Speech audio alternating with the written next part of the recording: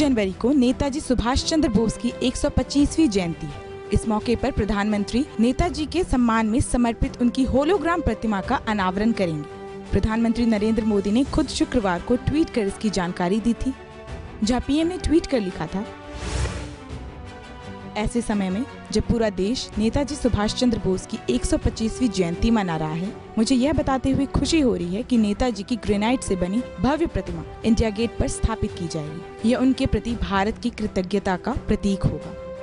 दरअसल दिल्ली स्थित India gate पर नेताजी की ग्रेनाइट से बनी भव्य मूर्ति स्थापित होनी है, लेकिन उसका निर्माण अभी तक पूरा नहीं हो पाया है।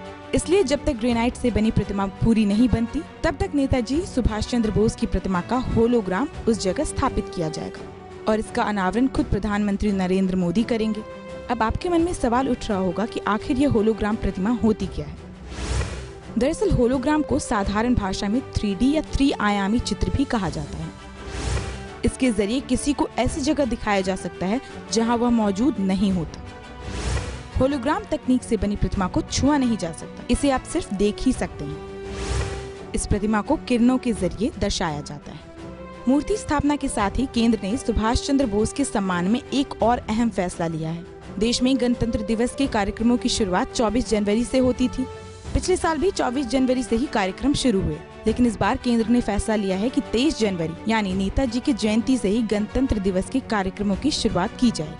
बता दें कि सुभाष चंद्र बोस की प्रतिमा इंडिया गेट की उस छतरी से लगेगी जहां पहले जॉर्ज पंचम की मूर्ति लगी थी। जॉर्ज पंचम की प्रतिमा को 1968 में हटा दिया गया था, तब से यह छतरी खाली पड़ी थी। वहीं अब 23 जनवरी को शाम 6 बजे प्रधानमंत्री नरेंद्र मोदी सुभाष चंद्र बोस की होलोग्राम प्रतिमा का अनावरण करेंगे। गौरतलब है कि देश में हमेशा से सवाल उठता रहा है कि देश को आजादी मिलने के बाद नेताजी को वो सम्मान नहीं मिला जो बाकी अन्य लोगों को मिला।